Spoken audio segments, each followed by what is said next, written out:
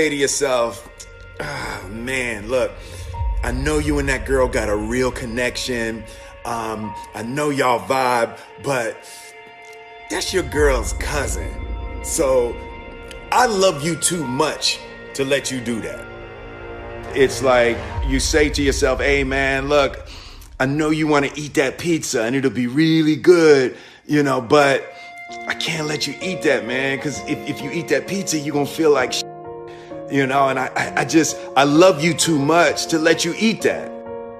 Self-love is, hey, look, I know you got a test on Monday, and I know you really want to go out with your friends. It's Saturday night, you want to go out, but if you fail that test, you're not going to feel good about yourself.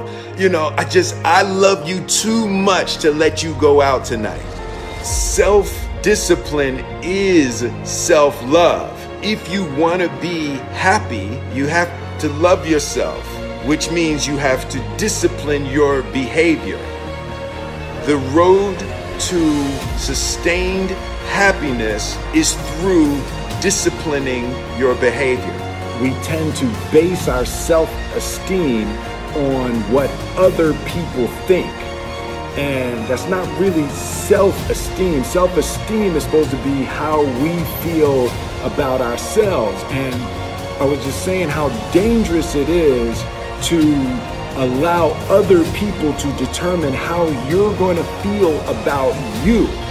And it's kind of like looking into a broken mirror. You're going to look in a broken mirror and then change your face to try to look good in this defiled, busted, broken mirror.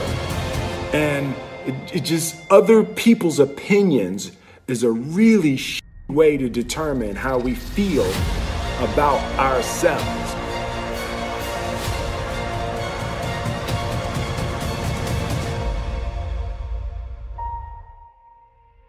It don't matter whose fault it is that something is broken if it's your responsibility to fix it. For example, it's not somebody's fault if their father was an abusive alcoholic, but it's for damn sure their responsibility to figure out how they're going to deal with those traumas and try to make a life out of it. It's not your fault if your partner cheated and ruined your marriage, but it is for damn sure your responsibility to figure out how to take that pain and how to overcome that and build a happy life for yourself.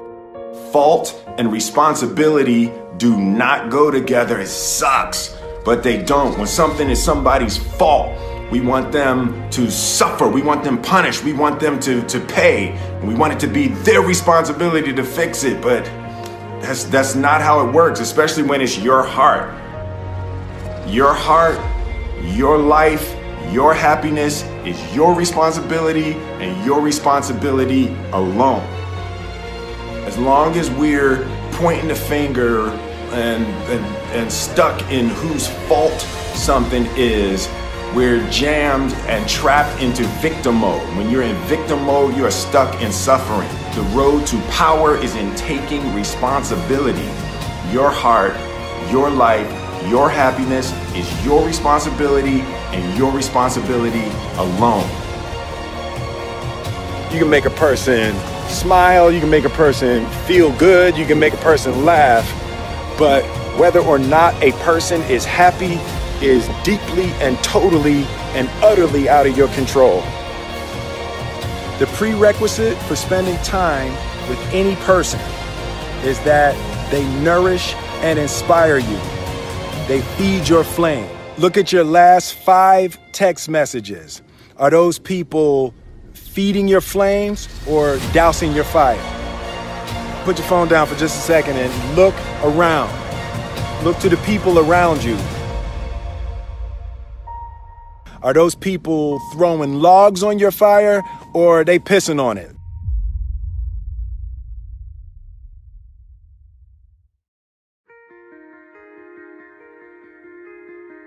I want my life, I want my work, my family, I want it to mean something. And it's like, if you are not making someone else's life better, then you're wasting your time. The separation of talent and skill is one of the greatest misunderstood concepts for people who are trying to excel, who have dreams, that want to do things. Talent you have naturally. Skill is only developed by hours and hours and hours of beating on your craft. You don't try to build a wall. You don't set out to build a wall. You don't say, I'm going to build the biggest, baddest, greatest wall that's ever been built. You don't start there. You say, I'm going to lay this brick as perfectly as a brick can be laid. There will not be one brick on the face of the earth that's going to be laid better than this brick that I'm going to lay in this next 10 minutes. And you do that every single day. And soon you have a wall. And soon you have a wall. And I think psychologically, the advantage that gives me over a lot of people that I have been in competition with in different situations is it's difficult to take the first step when you look how big the task is.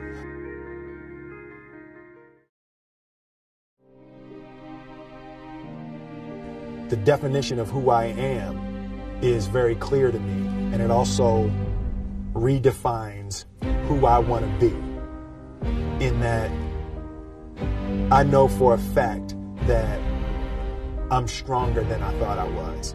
You know, you can't help but ask yourself the question, what would I do if I was in Muhammad Ali's shoes?